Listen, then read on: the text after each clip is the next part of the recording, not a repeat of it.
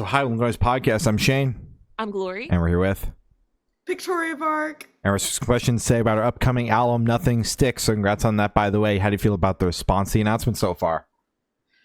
Thank you so much. Yeah, it's been cool. It's been really crazy. I feel like I haven't even been able to take it in because I'm just I have 40 more emails to send, and I haven't texted any of my friends back. And also I forgot this thing from 2 weeks ago, and I have 5 loads of laundry. It's one of those things where I want to be excited, and I'm just too busy to feel any kind of emotions about anything right now. Yeah. It'll all settle in, the next week, and where it's oh shit, it happened. I did it. Once that sets in, it's gonna be great. It's gonna be great. Yeah.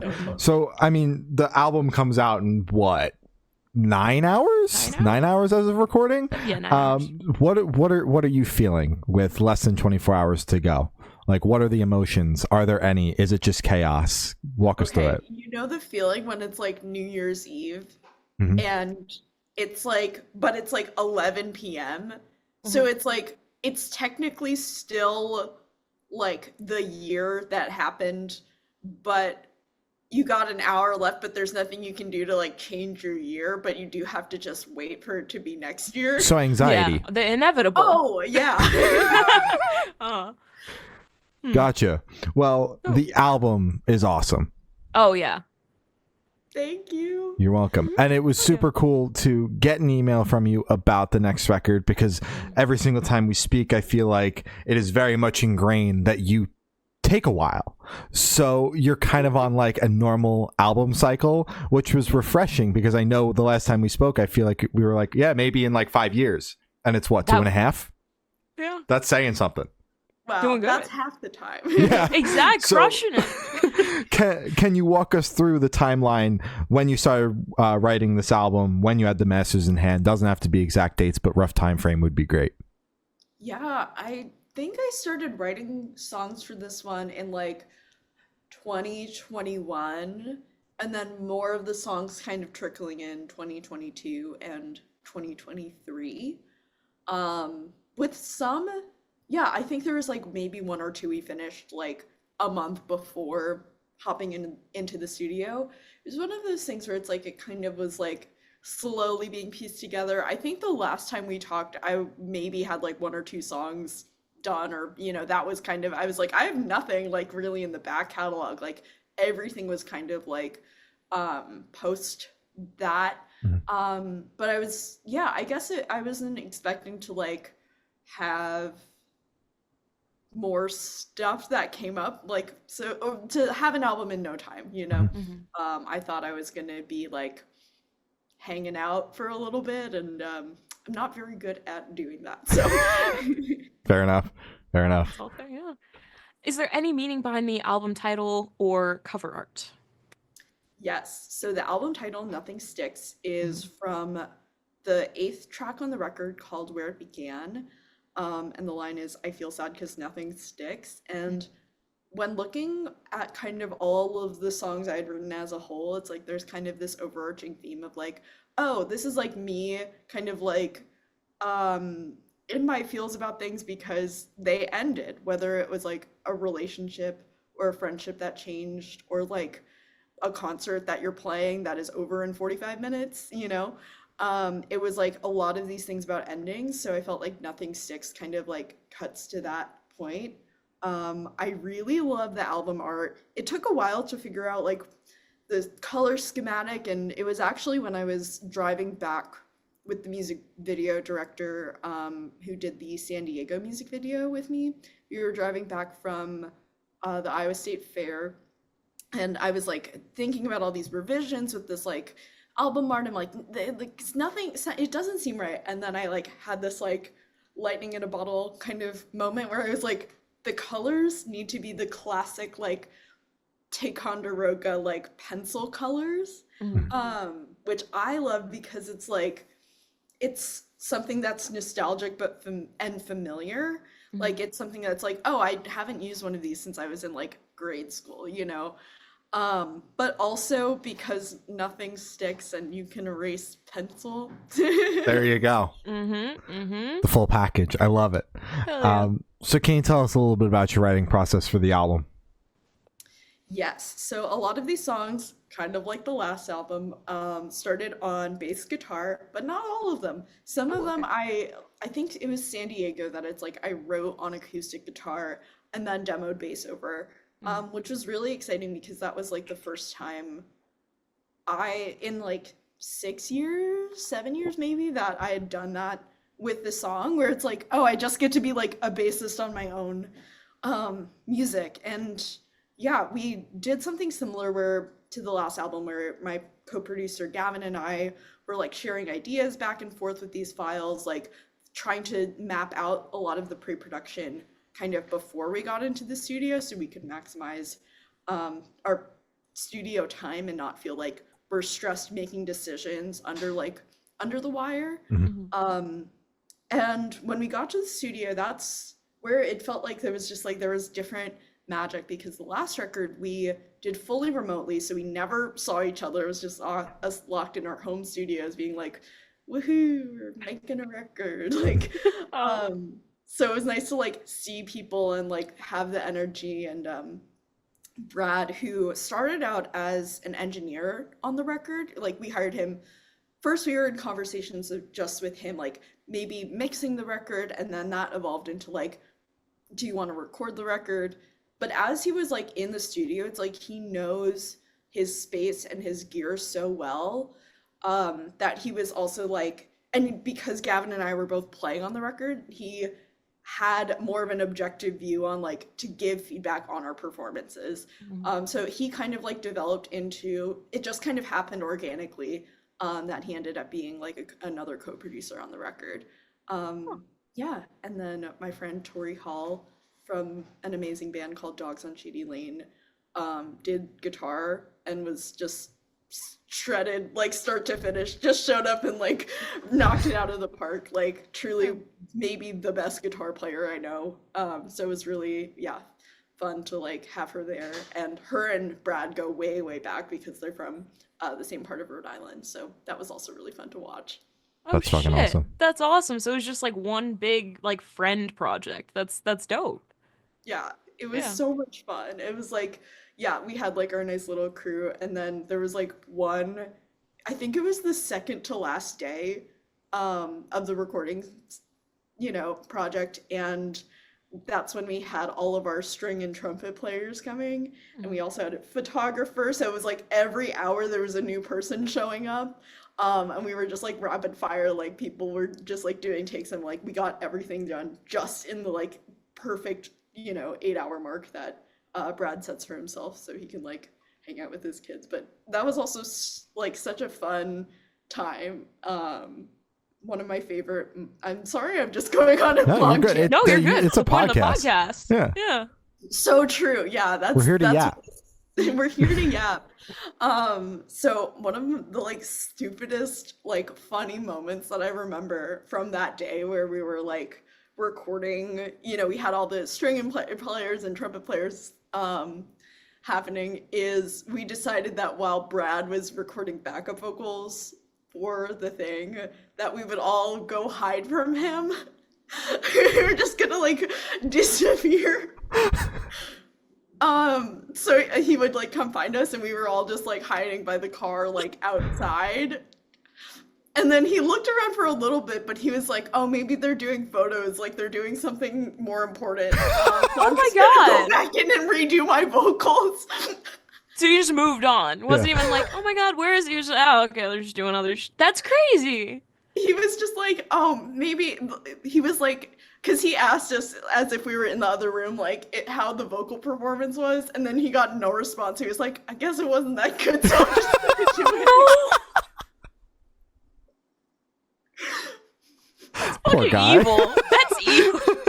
I know, we were like hoping, I think there might be video of it too, because we were hoping it would be like a fun little, like, we did a trick on our engineer, and it was just like, okay, I guess we should just go back inside so he doesn't think we're all missing. So that he doesn't keep just redoing his vocal. vocals. Yeah. I was just like, yeah. I'm like, why did we do that? That was so silly. Yeah, it was good on paper. It Yeah. was good on paper. Yeah. Yeah. Yeah, we wanted to do a trick and it just like didn't really work. So I felt really bad. It happens. It happens. It happens. Yeah. Yeah. Jeez. So, what song off the album took the longest to write, and which one is your personal favorite? The song that took the longest to write was I Pushed It Down, which ended up being one of the first singles. Mhm. I was like this close from scrapping it from the album. I think I wrote it like late 2023. No, late I'm doing all late 2023. So it is Mm. like, it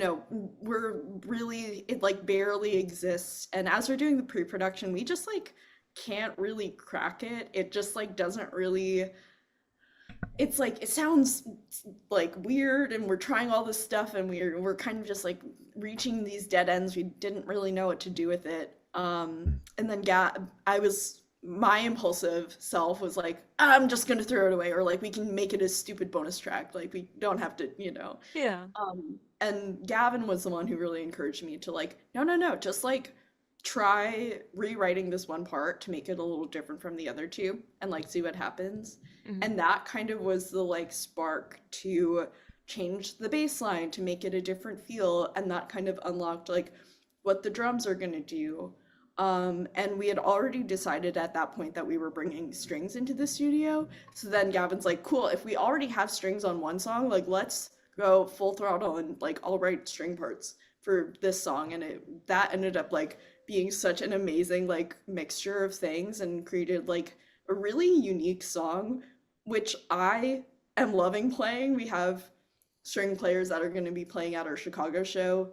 And it's also difficult because I was like, I really can't play this one like solo. Yeah. There's like it's like not the same. I'm just like, that is a real bummer that I like actually needed auxiliary instruments to like play this song. But I think it had like a really cool end result.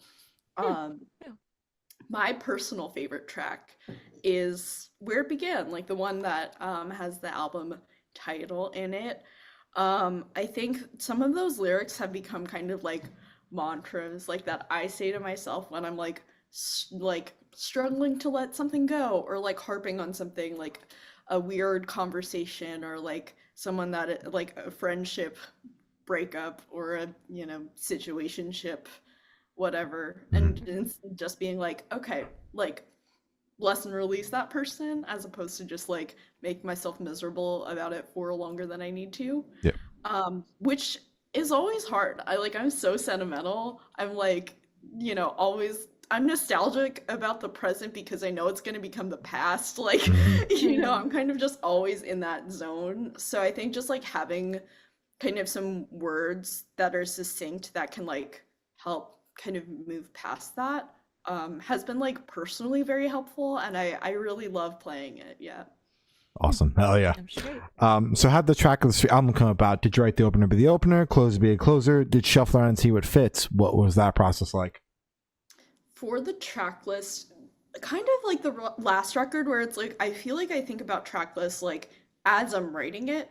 So it's like I knew Sarah was like going to be towards the beginning. There was some shuffling around, or like when I think the order of songs like from oldest to newest on this record are like, I think we're musicians, other things, I Sing What I See, and Sarah, and No One Left. Those were like the first 5 that happened. So those were probably there like 2022, like early 2023. I probably had all 5 of those. I gotta look back at the receipts to see if I'm lying or not. Yeah. But it was weird. It was like I was kind of struggling to figure out where stuff needed to go. It took me a while to come to the conclusion that like where musicians should end the record, especially because it was one of the first songs that was written on it, so it's like that was really interesting. It was kind of a similar thing, I think, to the first record, where it's like I kind of had these bookends and I was like, I need stuff to like fill out the middle, which is when I wrote I Pushed It Down and Make Me a Sword. I was like, we just need more to like tell this like middle story. Yeah. Um, and so yeah, that was kind of like filling, it was like some loose pieces and trying to then to like fill in the gaps where it felt like there were some. Gotcha. Gotcha. Makes sense. And would you be able to tell us where your headspace is at while you're creating this record? I was just kind of going through it. I mean, I'm trying, I think I'm like also maybe always going through it. Like It's like that sometimes. Yeah. yeah.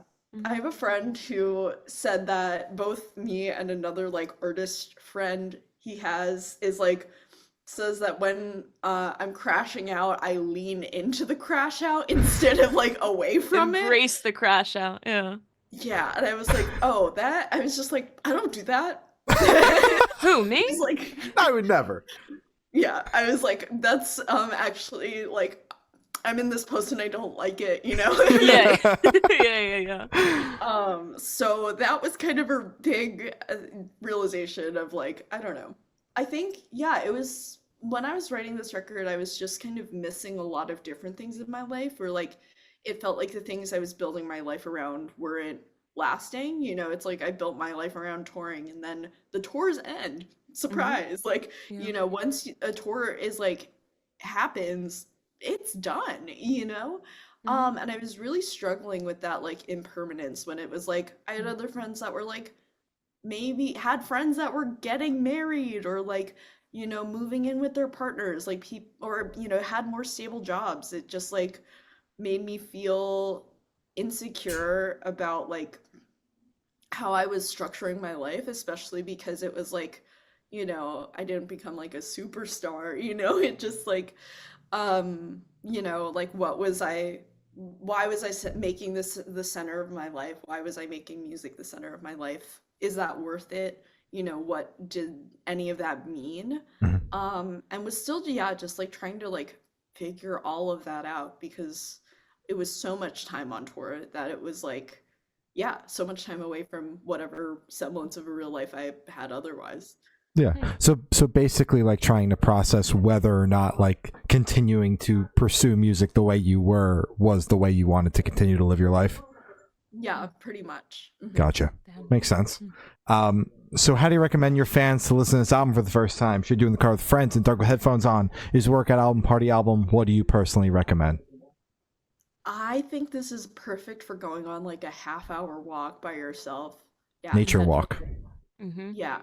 Like nature walk, city walk, honestly, Mhm. like city walk around your neighborhood. Yeah. Yeah, that's my personal favorite way to listen to it. Yeah. All Yeah, right. hell Hell yeah. yeah. And this one should be super, super quick off the top of your head. I want you to describe this album for new listeners in 3 words. No more, no less. Okay. Sentimental, Okay. introspective, Okay. and dynamic. Hell yeah. You had that shit locked and Off the loaded. dome. Yeah. Damn. All You right. didn't even hesitate. You knew. Yeah. So in that same train of thought, is there a certain feeling or emotion you want listeners to have while going through the album? I was talking to someone lately. I was just like, how would you describe my music? Like, you know, and they said like when they listen to it, it's like they always think about like what kind of person they are, like, you know, how they are as a person. Yeah. And so I almost want it to be like tarot cards or like a Rorschach test, where it's like I would hope that the music kind of like is a mirror and like brings out kind of like things in their own life, you know, Mhm. like is a way of like reflecting on their own instances of stuff that they've like hung on to or Mhm. you know stuff that has a nostalgia around it that doesn't deserve it or you know kind of what yeah what is the own parts of their past that like haunt them or you know what how can we reframe like things ending yeah. Yeah. Hmm. Hell yeah. Heard. All right. And for this last question, are you able to touch on any particularly challenging or standout moments during the creation of the album, positive or negative? Making I Push It Down was definitely like the biggest challenge. Mhm. I do kind of want to talk about this other funny moment that happened Mhm. at on the very last day of the recording session. So this last day was mostly Brad and I doing vocal comps. So we were going through every take, we were tuning vocals, we were picking like which enunciation was best for every single song. We were like kind of in the weeds of it. And in the middle of that, Brad gets an Instagram DM from a stranger that's like, "Hey, do you want this mixing desk?" And it's like a $2,000 mixing desk. It's like really nice. And he's like, "Yeah, like would love to arrange a pickup." And they responded back like, "Oh, I just sent," it was like, or they had talked about it previously. And then that guy was like, "I just hired a U-Haul truck and they're bringing it over now." Fuck? He said like this kind of thing just kind of happens to him. Like he just kind of has like chaotic good energy that just kind of invites, this like random stuff to happen. So the U-Haul shows up with this massive desk and it's so big it doesn't fit through the door. So because Gavin doesn't have other stuff to do, he's like disassembling this mixing desk. He's like blasting music like shirt off with the power tools. That's crazy. Yeah. And then they like bring it in by pieces. Like he's doing this as we're finishing vocal comps. And then he's like, "I guess I'm gonna start like cleaning up the studio." He's like vacuuming and like it was just so funny to like turn around like after getting some water and my friend is just like sweating, like holding a power tool, like doing this weird task we didn't sign up for. Exactly, just out of fucking nowhere. Yeah, just out of the goodness of his heart because he also like, I don't have anything better to do. So we all got a free day, so why not? Yeah. That's wild. Hilarious. You had a bunch of crazy ass moments in the studio, people thinking you left, random mixing desk showing up. It was quite the hoot. It was quite a hoot. The other hoot, this was my favorite part of the like whole thing maybe, was after, so Gavin and I were basically living in the studio the whole time we were recording. And after, Brad and Tori would leave for the day, our routine was like we would go on a big walk, go to the nature preserve nearby. The studio is also like on a river. It's like so beautiful. That's awesome. We would do that. We would go out to dinner or get takeout. We would do our mix notes and like whatever like music stuff, little things to prep for the next day. And then we would put music on, drink some beers, and play pool on the pool table and blast music from the nice studio speakers in the other room so you could hear it where the pool table was. It's like adult summer camp living at like a dive bar with free pool and nice speakers and making music all day. It was kind of like so perfect. Yeah, it's kind of the dream. Yeah. Hell yeah. Hell yeah. So as Gloria said, that's all the questions we have today. Is there anything that you would like to plug? Ooh, let's see. Album is out on the album is out in a few hours, so that's exciting. I don't know when this podcast will go up, so I have some shows. We have our first release show on March 30th in New York, and our second one on April 13th in Chicago. And then we're heading out on tour on the West Coast sometime this summer. So stay tuned for those dates. Hell yeah. All right. Well, thank you, Snell. It's been Pictoria Vark, and we have been the Good Noise Podcast.